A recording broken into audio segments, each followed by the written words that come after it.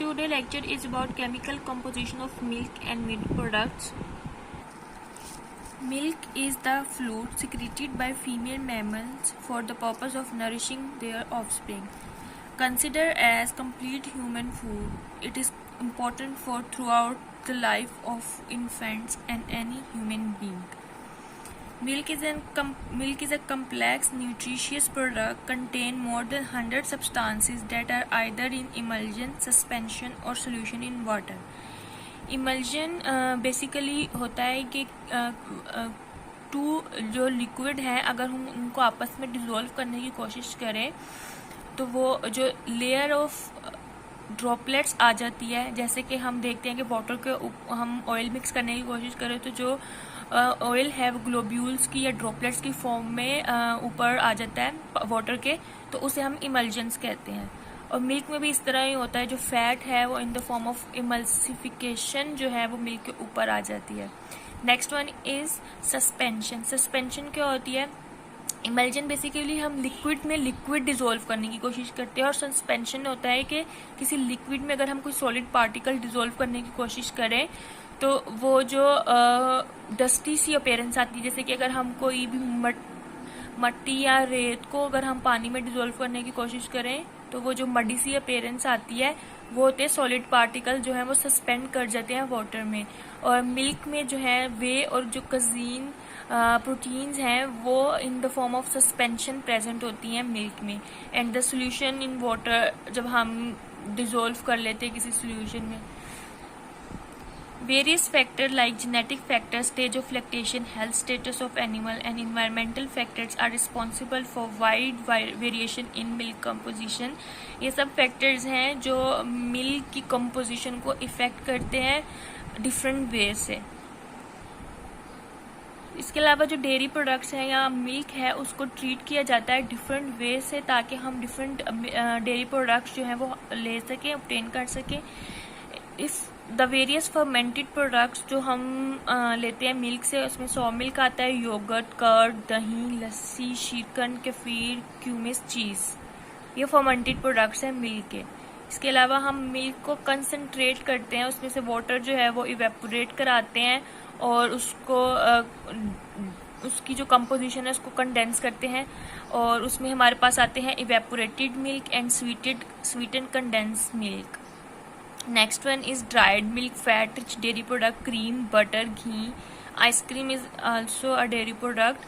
Heat desiccated products, खोया, रबड़ी, बसुंदी, इन सबको heat treatment में से पास किया जाता है और इनको ऑब्टेन किया जाता है. Heat acid coagulated products, paneer and chhena are some of the typical milk products having different chemical composition. Most of the name आपने सुने होंगे, बहुत से नेम आपने नहीं सुने होंगे क्योंकि ये डिफरेंट सब कॉन्टिनेंट रीजन्स में जो है वो यूज हो रही हैं प्रोडक्ट्स. केमिकली जो मिक्सचर मिल्क है वो हेट्रोजीनियस मिक्सचर है जिसमें डिफरेंट कंपाउंड्स प्रेजेंट होते हैं, उनमें फैट्स प्रेजेंट होती हैं, उनमें प्रोटीन प्रेजेंट होती है in the form of casein and whey. Different enzymes present होते हैं, lactose in the form of sugar जो है वो प्रेजेंट होती है. इसके अलावा different minerals, ions, vitamins, minerals जो है वो ऑर्गेनिक इनऑर्गेनिक दोनों प्रेजेंट होते हैं मिल्क के सोल्यूशन में. ये सब कॉन्स्टिट्यूएंट डिफरेंट फीचर्स में डिफरेंट तरह से डिफरेंट कंडीशन में जो मिल्क को है वो स्टेबिलिटी प्रोवाइड करते हैं. मिल्क की जो पीएच है वो है अराउंड 6.5 to 6.7. और इसके अलावा मिल्क को हम एज ए रॉ इंग्रेडिएंट भी यूज करते हैं for processing and obtaining different product, जैसे मैंने आपको पीछे बताया. इस टेबल में आपको मिल्क की कंपोजिशन मेन बताई गई है, फैट, प्रोटीन एंड शुगर की and ash content different species में. अगर आप देखें तो जो ह्यूमन है अगर हम कंपेयर करें तो जो प्रोटीन कंटेंट है वो लीस्ट है compare to all other species. Because newborn baby होता है उसको हम ह्यूमन मिल्क इसीलिए प्रेफर करते हैं क्योंकि उसमें प्रोटीन लोड कम होता है, क्योंकि उसमें जो किडनीज़ हैं वो इतनी एफिशिएंटली डेवलप नहीं हुई होती एट बर्थ. तो उसको मिल्क डाइजेस्ट करने के लिए प्रोटीन का कंटेंट जो है वो लो होना चाहिए ताकि वो इजीली जो प्रोटीन है उसको डाइजेस्ट कर सके और एलिमिनेट कर सके. इसीलिए जो दूसरी स्पीशीज़ के मिल्क हैं वो इतना प्रेफर नहीं किया जाता है, स्पेशली काउ मिल्क और गोट मिल्क जब बच्चों को देते हैं तो वो उसे टॉलरेट नहीं कर पाते क्योंकि वो मिल्क की प्रोटीन को डाइजेस्ट नहीं कर पाते, इसलिए ह्यूमन मिल्क प्रेफर किया जाता है। इसके अलावा अगर आप देखें ऐश कंटेंट भी लीस्ट है ह्यूमन मिल्क में। क्यों? ऐश कंटेंट आपका जो है वो रेफर करता है कि कितने मिनरल आयंस प्रेजेंट है, ठीक है। तो जिसका लीस्ट ऐश कंटेंट होगा मतलब उसमें लीस्ट आपकी मिनरल आयंस प्रेजेंट है।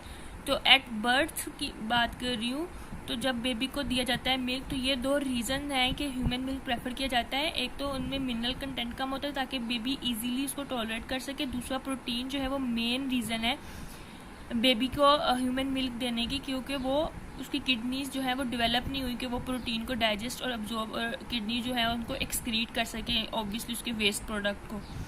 तो इसलिए ह्यूमन मिल्क प्रेफर किया जाता है क्योंकि वो डिज़ाइन ही इस तरह हुआ है, ह्यूमन मिल्क की कंपोजिशन ही इस तरह की है कि वो जो है बेबी की रिक्वायरमेंट के अकॉर्डिंग होता है। इट्स नॉट नेसेसरी कि आप सबकी कंपोजिशन याद रखें। अगर आप मेन काउ गोट और ह्यूमन की कंपोजिशन भी एज फॉर कंपैरिजन याद रख सकते हैं तो well and good. Milk fat को कंसिडर किया जाता है important constituent of milk as well as ये इकोनॉमिकली भी इम्पोर्टेंट है क्योंकि जो मिल्क को हम कैटेगराइज करते हैं on the basis of fat content, जो रेंज है इसकी लेस देन 3% से लेके मोर देन 6% तक इसकी रेंज है। और जो कंज्यूमर है वो on the basis of fat content इसको बाय करता है और इसकी इकोनॉमिकली जो है बेनिफिशियल इम्पैक्ट देता है मिल्क को और उसके प्रोडक्ट को भी, क्योंकि वो जो मिल्क प्रोडक्ट्स हैं वो भी on the base of fat जो है वो कैटेगराइज किए जाते हैं। जो रिच सोर्स है एनर्जी का as it provide 9 kilo calories per gram और most of the fat soluble vitamins are present in milk like vitamin A, D, E, K. It also imparts softness, smoothness and rich tasting qualities, creaminess to milk and its milk products और overcome करता है उसके watery, flat और hard granny characteristic को। जो milk fat है वो constituent होती है डिफरेंट फैट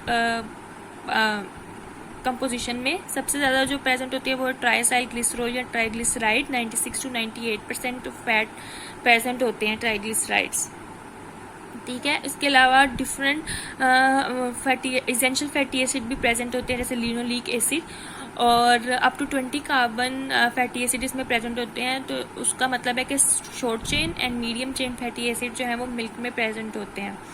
ऑब्वियसली फिर ये बेनिफिशियल हेल्थ का इम्पैक्ट करता है मिल्क को। इसके अलावा माइन्यूट अमाउंट में कोलेस्ट्रॉल, स्फिंजोलिपिड एंड फॉस्फोलिपिड भी प्रेजेंट होते हैं। इसके अलावा जो डिफरेंट प्रोटीन्स हैं वो मिल्क में प्रेजेंट होती हैं और वो इसेंशियल हैं और लिविंग प्रोसेसेस के लिए। अप्रोक्सीमेटली 200 प्रोटीन्स जो है वो प्रेजेंट होती है मिल्क में और कॉन्स्टिट्यूट कर नाइट्रोजन को एज अ वेस्ट प्रोडक्ट और अप्रोक्सीमेटली 95% जो नाइट्रोजन मिल्क में प्रेजेंट है वो हमारे पास प्रोटीन और अमाइनो एसिड से आती है। जो मोस्ट इम्पोर्टेंट प्रोटीन प्रेजेंट है वो एक है कैजीन और एक है वे। कैजीन जो है वो डिस्टिंक्टिव प्रॉपर्टी शो करता है और इसके अलावा बायोलॉजिकल, फिजियोलॉजिकल और न्यूट्रिशनल वैल्यू भी देता है मिल्क को। ग्लोबुलर प्रोटीन नहीं है ये एक्सटेंसिवली लार्ज ग्लोब्यूल्स की और माइसेल्स की फॉर्म में प्रेजेंट होता है मिल्क में और ये कंबाइन करता है कैल्शियम और फॉस्फेट के साथ in the presence of magnesium, zinc and citrate और ये एक कम्प्लेक्स बनाते हैं जिसे हम कहते हैं कैल्शियम कोलाइडल कैल्शियम फॉस्फेट। ये हेल्प करता है किस चीज़ में कि अगर इसकी अमाउंट कम होगी तो ये जेल फॉर्मेशन कम करेगा मिल्क में और ये स्टेबिलिटी प्रोवाइड करता है मिल्क को। इसकी 3 फॉर्म्स प्रेजेंट होती हैं मिल्क में कैजीन्स की, जिनमें हमारे पास alpha S1, alpha S2, beta and kappa casein. जो कैपा कैजीन है वो अल्फा S1 और अल्फा S2 को स्टेबिलिटी देती हैं, लेकिन जो रेनेंट एंजाइम है वो इजीली डाइजेस्ट कर लेता है कैपा को, तो उसकी जो स्टेबिलिटी वाली प्रॉपर्टीज़ हैं वो ख़त्म हो जाती हैं। इसके अलावा जो कैजीन है in the presence of calcium cheese making process में यूज़ होती है और ये नेचुरली डीनेचर प्रोटीन है। अगर जो टेम्परेचर है 120 डिग्री सेल्सियस से इंक्रीज कर जाए तो ये जो डीनेचर हो जाती है और इनसोल्युबल होना शुरू हो जाती है और केमिकल चेंजेस आ जाती हैं क्योंकि बॉन्ड ब्रेक हो जाते हैं एट 120 डिग्री सेल्सियस। वे प्रोटीन्स, इनको हम सीरम प्रोटीन भी कहते हैं, ये कंप्राइज करती हैं अप्रॉक्सीमेटली 20% ऑफ टोटल प्रोटीन का। और ये नॉन कजीन प्रोटीन जब रिमेन सोलुबल रहती हैं जब तक कजीन जो है वो प्रेसिपिटेट हो जाती है अपनी आइसो इलेक्ट्रिक पीएच पे, ठीक है। और ये ग्लोबुलर इन नेचर होती है। ग्लोबुलर इन नेचर है तो इसका मतलब है कि इसमें सेकेंडरी और टर्शरी स्ट्रक्चर प्रेजेंट होते हैं और इसको ब्रेक करना ईजी नहीं होता कंपेयर टू केजीन। केजीन जो है वो ईजीली केमिकल प्रॉपर्टीज लॉस कर देती है अपनी। जो इम्पोर्टेंट वे प्रोटीन्स हैं उनमें हमारे पास आती है beta lactoglobulin, alpha lactalbumin and immunoglobulin. जो अल्फा लैक्टोल्ब्यूमिन है वो स्मॉलेस्ट है और वो रोल प्ले करती है in the synthesis of lactose, और जो लार्जेस्ट है वो है इम्यूनोग्लोबुलिन्स। जो लैक्टोल्ब्यूमिन है वो हेल्प करती है in the form of tryptophan formation में। जो ट्रिप्टोफैन फॉर्मेशन है वो हेल्पफुल है for the formation of neurotransmitter serotonin, और जो सीरोटोनिन है वो इंड्यूस करता है स्लीप, मूड फ्रेश करता है, टेंशन रिड्यूस करता है, कॉग्निटिव एबिलिटीज इम्प्रूव करता है।